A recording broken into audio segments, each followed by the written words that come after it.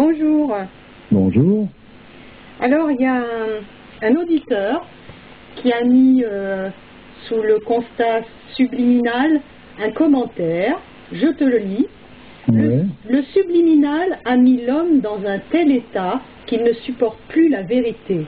Comme certains animaux nocturnes ne supportent pas la lumière. Alors moi, je voudrais te poser la question. Tu m'as dit dans un constat précédent que l'homme ne supportait pas la lumière. Le jour du jugement dernier, ça sera très dur pour lui de pouvoir regarder cette lumière en face. Par rapport à son état. Oui. Alors, certains animaux nocturnes ne supportent pas la lumière. C'est aussi par rapport à leur état? Oui.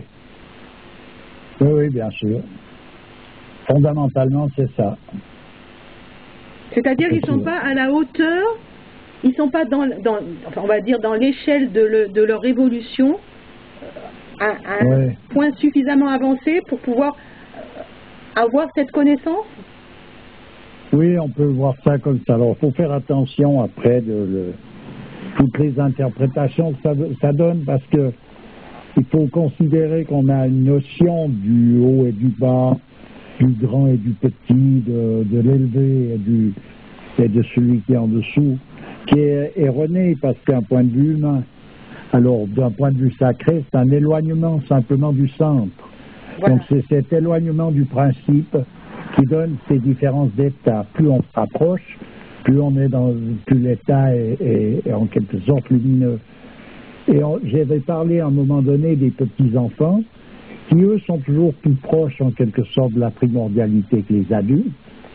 De toute façon, en général, les choses sont comme ça. C'est la raison pour laquelle les adultes sont toujours affairés à vouloir les servir. Pourquoi? Parce que celui qui est le plus près, c'est normal qu'il se fasse servir par celui qui est le plus loin. Comme dans les castes, les brahmanes se font servir par les classes inférieures? Dans ce cas-là, ça peut prêter à confusion. Un brahmane, il réclame rien à personne en particulier. Lui, il est normalement, quand il est dans sa position juste, c'est un contemplatif. Donc c'est pas un personnage qui est dans la matière, dans quoi que ce soit. Donc ces réclamations ne sont jamais que des appels pour que tout un chacun s'approche en quelque sorte de sa propre réalité. Il faut faire attention parce que les mots prennent tout de suite des significations qui sont en rapport avec l'état humain. Ce qui veut dire qu'on est dans des notions qui ne sont pas c'est boiteux. Voilà. Mais si c'est devenu ça, c'est que justement il y a eu une dégénérescence. Voilà, un éloignement. On s'est éloigné du principe.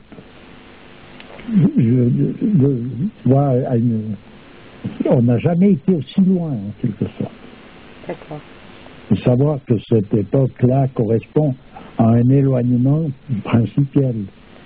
Après, évidemment, il y a toujours un retour, comme une réabsorption dans le principe même, puisque rien ne peut lui échapper, mais je veux dire, il faut regarder le symbole comme ça. Voilà. Et donc, ça voudrait dire que ces animaux qui ne supportent pas la lumière sont plus loin du centre que ceux qui la supportent? Oui. Oui, ça, tout à fait. Et donc, l'aigle, il est plus près du centre que nous, humains? Après, il y a les différents règnes qu'il faut voir. L'homme, il a une particularité, c'est d'être fait à l'image de Dieu, c'est-à-dire libre. C'est ce qui fait qu'il peut être là-bas ou ailleurs.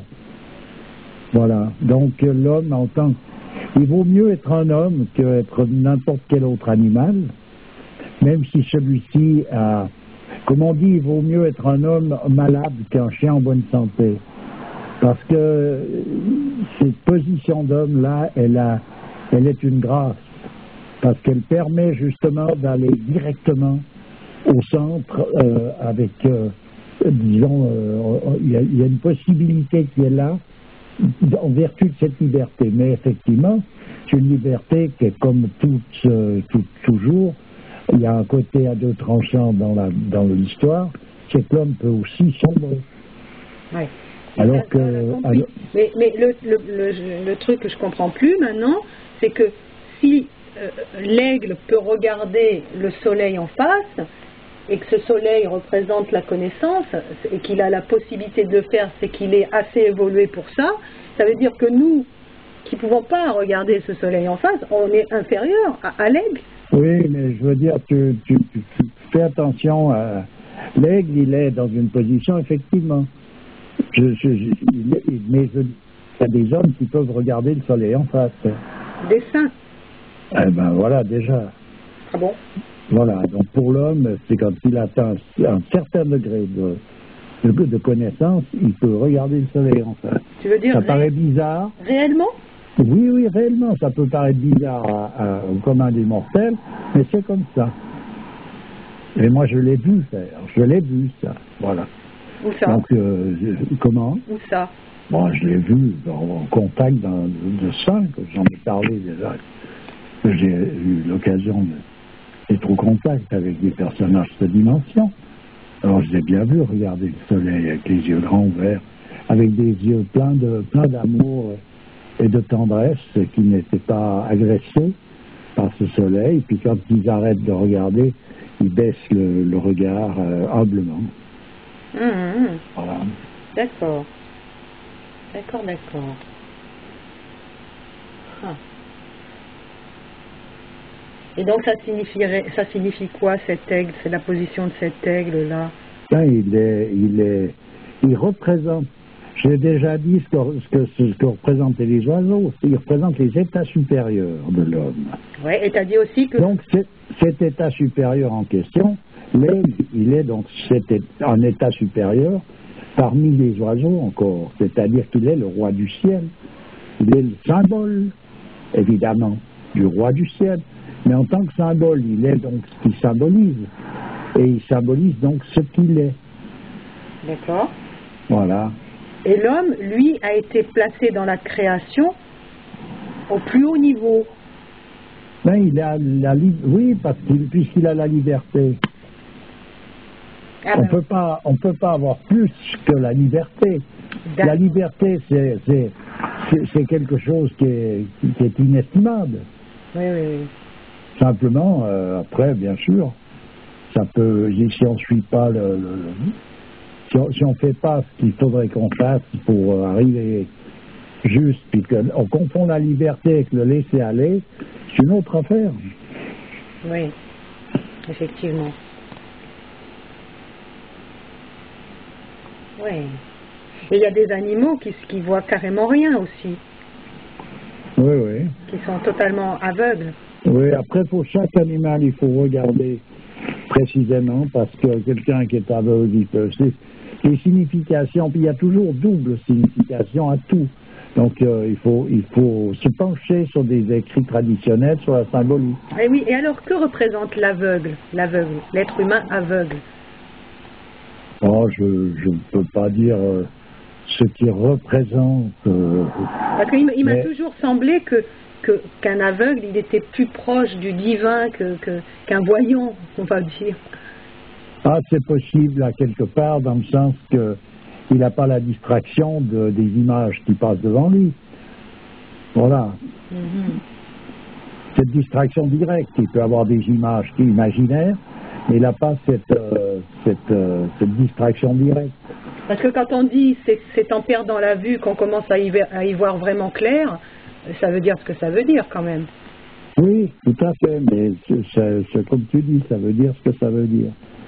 C'est-à-dire que ça veut dire que quand on arrive à un certain moment de la vie où on a fait le tour de passablement de choses, dans le sens que toutes les passions par lesquelles on a passé, on en fait le bilan et on voit la valeur de ces choses-là et on ne les dénigre pas. Moi, je serais vraiment pas loin de dénigrer tout ça, mais c'est là qu'on commence à voir la réelle valeur des choses.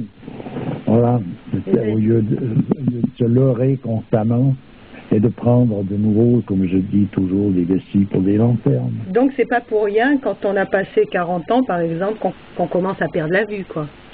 Non, mais après, je ne peux pas dire sur le plan physiologique. S'il y a des gens qui ne la perdent pas facilement, qui la gardent longtemps, plus longtemps que d'autres.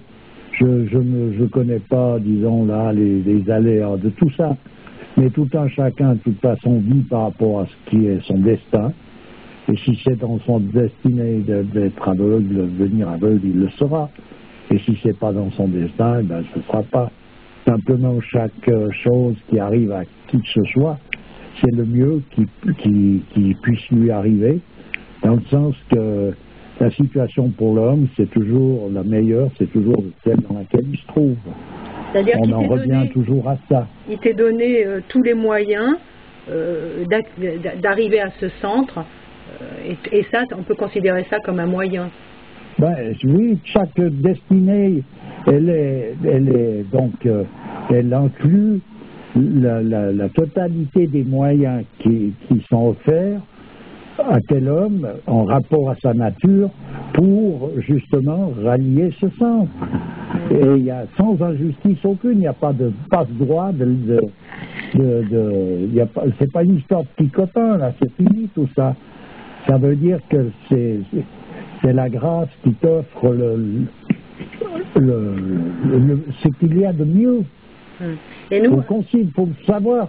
Autrement, alors, on arrive dans un tralala qui n'en finit plus. Et c'est quelque chose, c'est le mieux. Comme je te dis, la situation pour l'homme, la meilleure, c'est celle dans laquelle il est, dans laquelle il se trouve. C'est clair et net. Donc, ça veut dire que, en quelque sorte, si on veut parler de Dieu n'offre pas des petits briques de ci, de là pour voir si, je sais pas quoi, j'en sais rien. C'est pas maquignon, il n'est pas en train de faire un business de quoi que ce soit. Donc il offre ce qu'il y a de meilleur. Oui. Voilà, donc après qu'un homme soit aveugle, qu'il ne le soit pas, on peut considérer les choses en restant dans la relativité.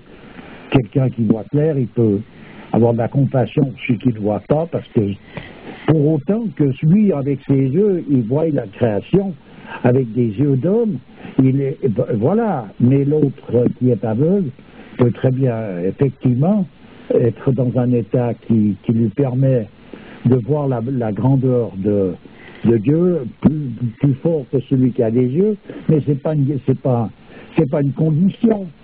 Il faut pas être aveugle pour. Ça ne signifie pas ça. C'est là où il faut faire attention les interprétations. C'est pas, ça signifie rien de tout ça. Ça signifie que tout un chacun se trouve avec le meilleur qui puisse lui revenir. Oui, parce qu'un fanatique, il comprendrait ça d'une manière où il faudrait aller se crever les yeux pour... Oui, mais c'est comme... Et il y en a qui l'ont fait, qui avaient pourtant qui étaient des personnages de grande valeur et qui ont abouti à la délivrance. Et ça, on rentre dans des cas particuliers où c'est de nouveau tout ce qui peut arriver à quelqu'un, c'est le mieux qui puisse lui arriver. Donc il n'y a pas... on ne peut pas juger le comportement des gens, ce qui leur arrive dans une vie, pour déterminer ce qu'ils ont choisi ou je sais pas quoi, c'est pas possible. Parce qu'un grand bonhomme, il peut avoir justement choisi de vouloir plaire à Dieu et de prier constamment Dieu pour qu'il lui ôte la liberté d'être plaire, en quelque sorte. Et malgré tout, il peut se retrouver dans une précarité sur un plan visible. Ça peut être un ivrogne, ça peut être n'importe quoi. Il faut faire attention au jugement moraliste. Oui. Oui. Alors, c'est pas compliqué, hein. Il faut faire très attention à tout ça. Donc, il faut rentrer là-dedans accompagné, pris par la main, comme on prend un petit enfant. C'est ça, un mouvement initiatique qu'il est là, c'est que la maman prend son enfant par la main ou le porte dans les bras et elle traverse le passage et puis voilà, autrement on sombre dans des histoires à dormir debout parce que on veut rationaliser les choses par rapport à des critères qui ne sont pas les bons. Alors il faut connaître la référence fondamentale pour pouvoir déterminer la valeur de ces différentes paroles, tu comprends? Oui. Ça, je dis bien, les discussions, c'est bien joli, mais, j'insiste là-dessus parce que c'est tellement facile de s'embarquer, tu vois? Et c'est ça un peu, c'est cette notion qui avait bien entrevu à quelque part un personnage comme Verlaine avec son expression que j'ai déjà dit, il ne faut pas juger les gens d'après leur fréquentation. Judas avait des amis irréprochables. Elle est géniale, celle-là. Voilà, ben tu vois, je veux dire, c'est une tournure à la Verlaine, mais je veux dire, il y a une signification qui est profonde là-dedans. Oui, c'est sûr. N'en déplaise aux moralistes, hein, comme d'habitude, mais simplement, j'aimerais que ça leur déplaise tellement qu'ils changent de position, plutôt, tu vois. Ouais. C'est une grâce si ça pouvait leur déplaire suffisamment. On est tous finalement plus ou moins éloignés du centre dans cette création, on peut dire ça? Oui, on peut dire tout ce qu'on veut. Ce qui est vrai, c'est qu'il y a des degrés d'éloignement par rapport au centre. Voilà. Il ne faut pas faire d'extrapolation parce qu'on n'en finit plus. On sombre dans l'idolâtrie, dans les conneries, dans le moralisme. Ouais. Voilà ce que ça veut dire ce qui a été dit. D'accord. Il faut prendre les choses au premier degré ou alors les utiliser comme symbole, mais alors le symbole, il faut savoir ce qu'il est en train de symboliser précisément. Ouais, d'accord. Autrement, c'est du bouillon pour les morts. Ok, bah écoute, je te remercie encore une fois. Oh, ben, c'est toujours avec plaisir. Allez, à bientôt. À bientôt. Au revoir.